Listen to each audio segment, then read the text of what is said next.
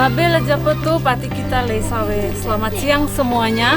Perkenalkan, saya Delvin, warga asli Wologai yang akan memandu perjalanan kegiatan wisata virtual kali ini. Hari ini saya akan mengajak Anda semua untuk melihat pesona di desa kami. Saya akan mengajak Anda untuk melihat kampung adat Wologai yang bersejarah, kafe Marokopi, dan ekocamp yang merupakan salah satu usaha mandiri milik BUMDes Desa Wologai Tengah. Setelah itu saya akan mengajak Anda semua untuk mengunjungi Danau Kelimutu melalui jalur trekking yang ada di Desa Wologai Tengah. Baik Bapak Ibu wisatawan virtual, sebelum masuk ke kampung adat Wologai, terlebih dahulu kita membeli tiket. Harga tiket untuk masuk ke kampung adat Wologai 20.000 untuk wisatawan domestik dan 30.000 untuk wisatawan mancanegara.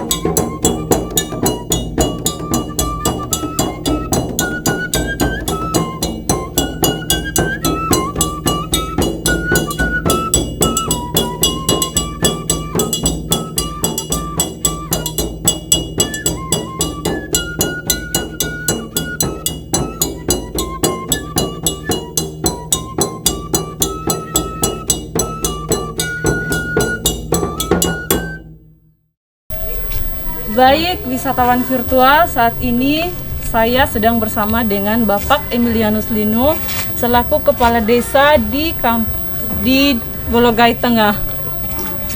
Bapak boleh menjelaskan sedikit tentang Desa Wologai Tengah ini? Oke, terima kasih. Saya menyampaikan itu selamat datang di Desa Wisata Wologai yang berada di Desa Wologai Tengah. Desa Wologai Tengah merupakan itu salah satu itu desa wisata. Sejak dari 2021, tepatnya itu tanggal 25 Maret 2021 kemarin, BUMDes kita yang ada di Desa Wologai Tengah terbentuk. BUMDes kita terdiri dari 3 divisi, yaitu Kafe Marokopi, ekocamp Bulandung. Salah satu divisi itu Pokdarbis yang sekarang ini yang kita nikmati langsung lewat itu musik dan tarian, yaitu musik suling. Musik suling ini salah satu musik yang terkenal itu di daratan Endelion. Untuk itu, yang kemarin itu musik suling ini boleh dikatakan itu punah, tapi sekarang kami mau bangkit kembali dengan adanya itu BUMDes kita. Sedangkan itu musik suling dan tarian ini merupakan itu salah satu divisi yang ada di BUMDes kita, yaitu divisi Pop Darwis. Untuk itu saya menyampaikan itu limpah terima kasih kepada tamu yang sudah mengunjungi desa wisata Wologai yang berada di desa Wologai Tengah. Silakan untuk mengunjung di kampung adat. Saya yakin dan percaya itu di sana akan ketemu langsung itu dengan pemangku adat sebagai narasumber yang ada di kampung adat Wologai, desa Wologai Tengah. Terima kasih Bapak atas penjelasan tentang desa Wologai Tengah ini. Saya mohon izin untuk berkunjung ke kampung adat desa Wologai Tengah. Silakan.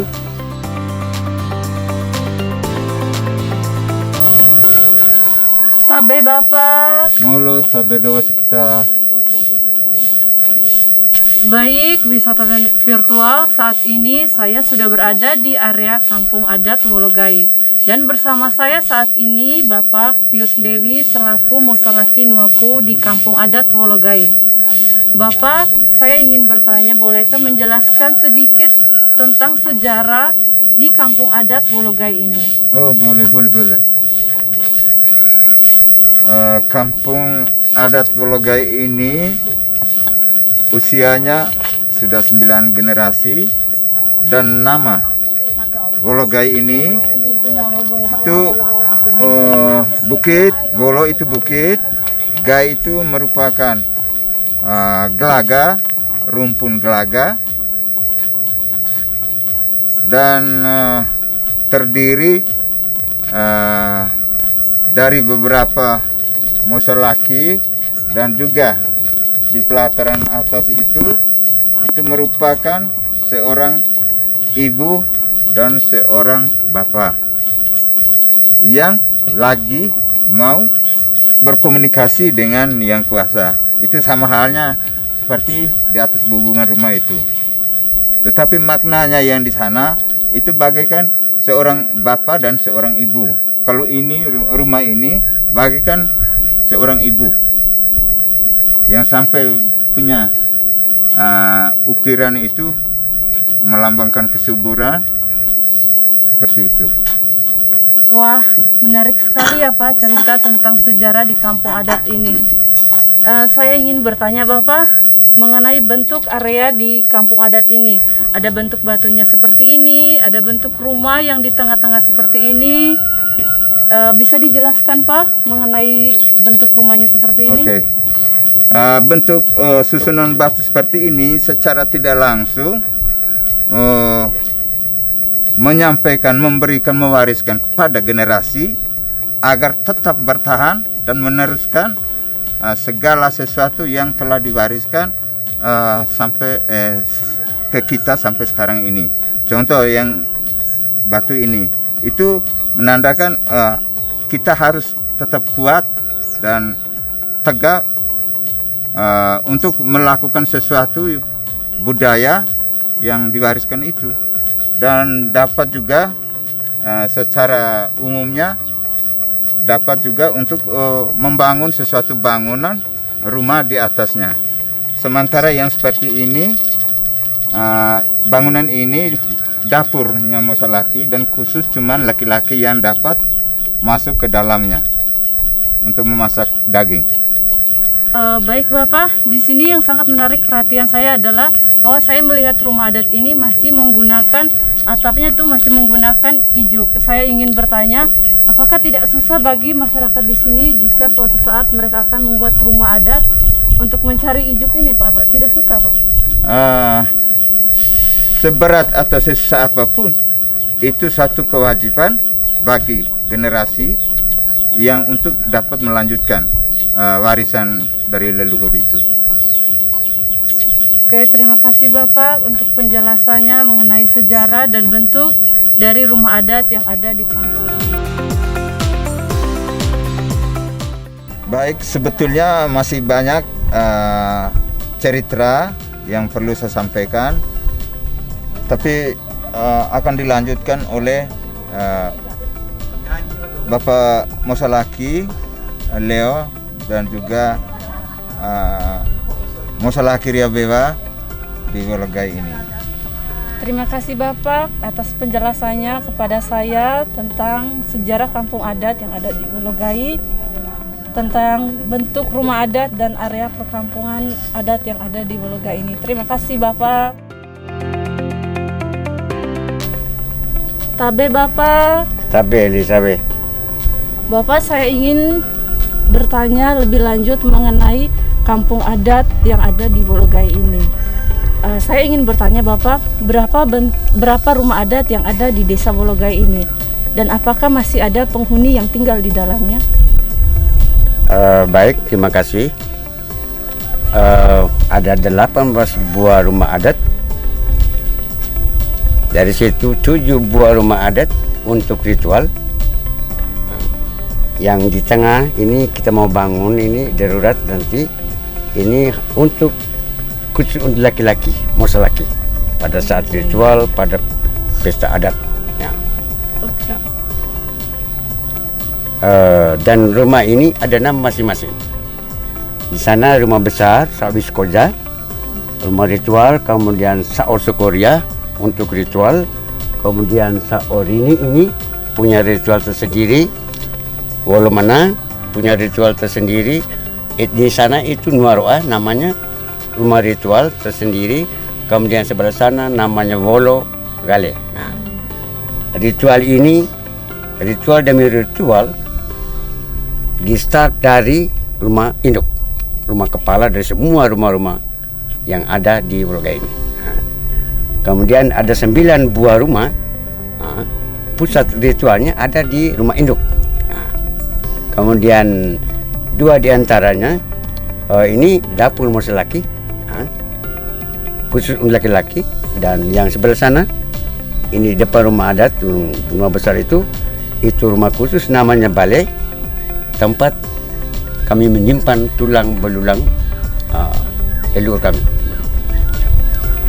Baik Bapak, saya ingin bertanya juga dari bentuk rumah yang ada di sini. Di sini ada terdapat lukisan-lukisan, mungkin ada arti dan lambangnya. Bapak bisa menjelaskan sedikit arti dari lukisan-lukisan ini?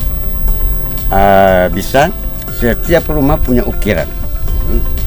Berbeda tetapi ada yang berbeda tapi ada yang sama. Nah, jadi pertama misalnya ada ukiran di depan pintu itu ada buah dada, itu lambang kesuburan karena rumah ini melambangkan ibu, mama yang melahirkan kita. Jadi lambang kesuburan itu ada 2, yang besar dan yang kecil. Yang besar itu generasi yang mewariskan, kemudian yang kecil itu generasi yang sekarang. Nah, itu lambang buah dada, minta maaf, itu lambang kesuburan. Dan ini ukir-ukir ini misalnya ini apa nih? Ada ukiran jagung, buah-buahan, itu melambangkan mata pencarian leluhur. Bahwa di sini semuanya bertani. Itu lambang bahwa mata pencarian. Jadi itu punya arti masing-masing. Ya. Baik Bapak, yang menarik perhatian saya di sini bahwa di sini ada berjajaran batu-batu dari atas sampai ke bawah. Yang saya ingin bertanya adalah arti dari batu yang ada di tengah itu. Ya, baik, terima kasih. Ini bahasa ibu di sini tubuh kanga. Kalau di Indonesia kan pelataran adat. Nah, pelataran adat atau lebih keren lagi orang bilang itu traditional platform of Wologai. Nah, itu lambang hubungan antara masyarakat adat di dalam wilayah persekutuan ini dengan Sang Pencipta. Kemudian simbol daripada perempuan, laki-laki dan perempuan. Ini rahasia yang saya tidak bisa sebut, tapi saya mau mengatakan simbol laki-laki dan perempuan. Kemudian itu lambang persatuan dan kesatuan bagi masyarakat adat di dalam wilayah persekutuan adat Wologai ini. Lambang persatuan dan kesatuan. Dan dikelilingi oleh tubuh-tubuh para pendahulu nenek moyang kami. Baik Bapak, terima kasih atas penjelasannya mengenai bentuk lambang dari rumah adat ini, bahwa begitu banyak pesan untuk kita semua, bahwa ada nilai filosofi dan nilai kearifan dari setiap bentuk rumah dan area kampung adat di sini. Terima kasih Bapak, saya mohon izin untuk melanjutkan perjalanan saya menuju ke Desa Wologai Tengah. Oke, baik, terima kasih. Memang inilah Wologai yang apa yang ada, kelihatan bentuknya itu kami hanya punya kewajiban pilihan yang satu untuk melestarikan apa yang diwariskan oleh nenek moyang. Ya. Dan dari bentuknya itu kerucut itu memang kami harus pertahankan warisan itu. Nah, tidak boleh robah sampai kapanpun. Ya, terima kasih. Terima kasih Bapak.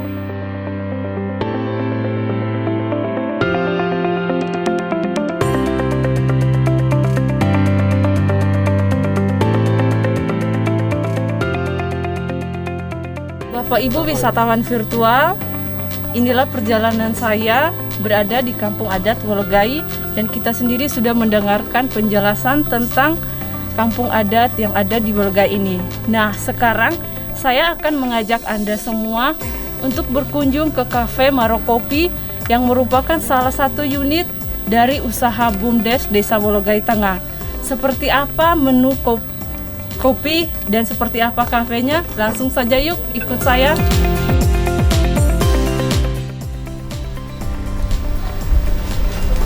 Bapak Ibu wisatawan virtual, saat ini saya sudah berada di depan Cafe Marokopi. Seperti apa suasana Cafe Marokopi? Langsung saja yuk ikut saya. Selamat siang kakak-kakak. Boleh saya tahu menu apa saja yang disediakan di cafe ini? Baik, kami di sini menyediakan beberapa pilihan menu. Yang pertama, kopi tubruk, maro latte, V60, French press, espresso manual, dan juga teh. Kak, boleh saya tahu menu apa saja yang paling banyak diminati oleh wisatawan yang berkunjung ke sini? Kalau selama ini, menu yang paling disukai oleh wisatawan yang datang ke sini itu adalah maro latte. Wah, sepertinya menarik sekali ya Kak. Boleh saya pesan satu Kak? Boleh, siap. Tunggu ya. Terima kasih. Ada proses. Bapak Ibu wisatawan virtual, tahukah Anda bahwa menu kopi yang disediakan di Cafe Marokopi ini diambil langsung dari kebun milik warga masyarakat Desa Wologai Tengah? Nah, saya akan mengajak wisatawan virtual untuk melihat kebun kopi yang ada di Desa Wologai Tengah. Dan di sana sudah ada teman saya, Cynthia. Yuk kita ke sana. Halo Cynthia. Halo Delvin dan wisatawan virtual semua. Saya lagi panen di kebun kopi nih. Jadi ini adalah kebun kopi milik petani Desa Wologai Tengah. Dari kebun kopi inilah sumber kopi yang dijual di Cafe Marokopi. Kopi ini juga merupakan komoditi andalan milik petani. Selain itu ada kemiri, umbi-umbian, dan beberapa buah-buahan. Nah, kopi yang tumbuh di kebun ini adalah kopi Arabica. Kopi Arabica tumbuh di atas ketinggian 1.200 meter di atas permukaan laut. Di Desa Wologai Tengah terdapat beberapa kebun kopi, dan di sini adalah kebun kopi terbesar. Dari sini, kopi selain untuk dikonsumsi sendiri, juga dapat dijual di pasar-pasar tradisional seperti Pasar Detusoko. Selain itu, biji kopinya bisa dibuat dalam gelang-gelangan, tali masker yang dijual di Pok Darwis Desa Wologai Tengah. Contohnya seperti ini gelang kopinya dan ini tali maskernya. Keren kan? Karena itu, bila wisatawan semua ke Desa Wologai Tengah, jangan lupa untuk menikmati kopi asli Wologai. Nah, Delvin, sudah mencoba kopinya belum? Oke, ini dia maro latte-nya untuk kamu. Mudah-mudahan aroma kopi ini membawamu kembali lagi ke sini. Terima kasih kakak. Iya, nama pilih.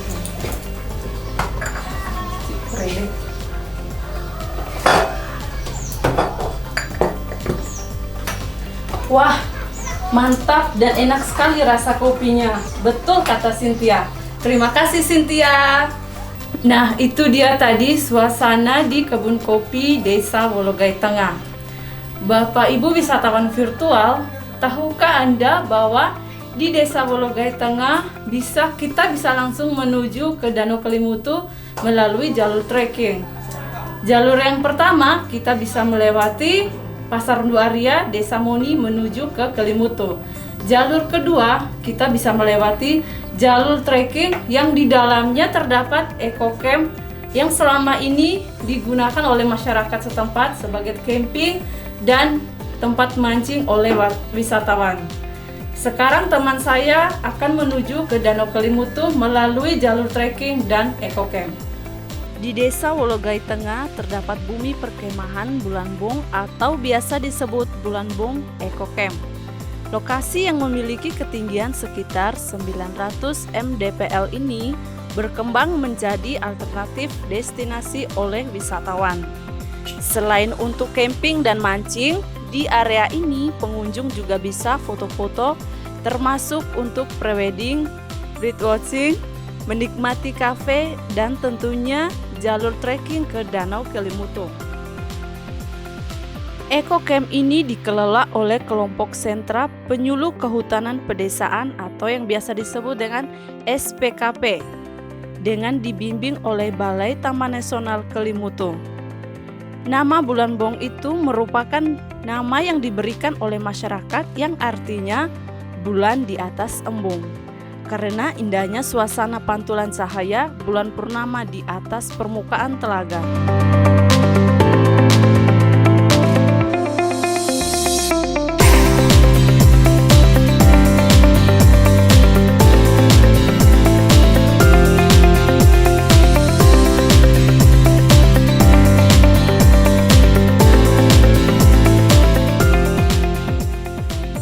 Nah, kita sudah sampai di Danau Kelimutu atau dikenal dengan Danau Tiga Warna karena memiliki 3 warna yang berbeda, yaitu merah, biru, putih.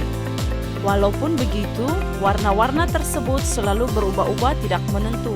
Bahkan dalam 1 tahun bisa 3 kali berubah warna. Menurut kepercayaan penduduk setempat, warna-warna pada Danau Kelimutu memiliki artinya masing-masing. Danau berwarna biru atau oleh penduduk setempat disebut Tiwu Nuwamuri Koofai, merupakan tempat berkumpulnya jiwa muda-mudi yang telah meninggal. Danau yang berwarna merah atau Tiwu Atapolo merupakan tempat berkumpulnya jiwa orang yang telah meninggal dan selama hidupnya banyak berperilaku jahat. Sedangkan danau berwarna putih atau Tiwu Atabupu merupakan tempat berkumpulnya jiwa orang tua yang telah meninggal. Bapak Ibu wisatawan virtual, itu tadi perjalanan kita ke Danau Kelimutu melalui jalur trekking yang ada di Desa Wologai Tengah. Nah, dengan itu berakhir sudah wisata virtual kita di Desa Wologai Tengah. Tapi sebelum pulang, saya ingin mengajak Anda untuk membeli oleh-oleh khas yang berada di Galeri Pok Darwis. Halo kakak. Halo juga. Apa saja souvenir yang bisa dibeli oleh wisatawan yang berkunjung ke Desa Wologai? Ada gelang topi seharga 40.000, rosario besar dan rosario kecil seharga 65.000, anting tenun labo seharga 35.000, ada dulang seharga 25.000 dan lain-lain. Wah, keren sekali ya souvenir yang ada di sini. Boleh saya beli gelang kopinya, Kak? Boleh, Kakak. Terima kasih. Sama-sama, mari Bu. Jangan lupa isi pesan dan kesannya sebelum pulang.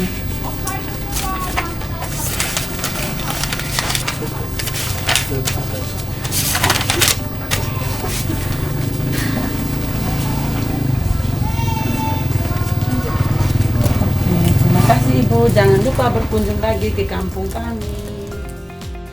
Wah, tidak terasa ya, kita sudah berkeliling ke daya tarik wisata yang ada di Desa Wologai Tengah ini. Kami tunggu kedatangannya ke sini ya. Sampai jumpa kalau ke Flores, Maekelo Wologai.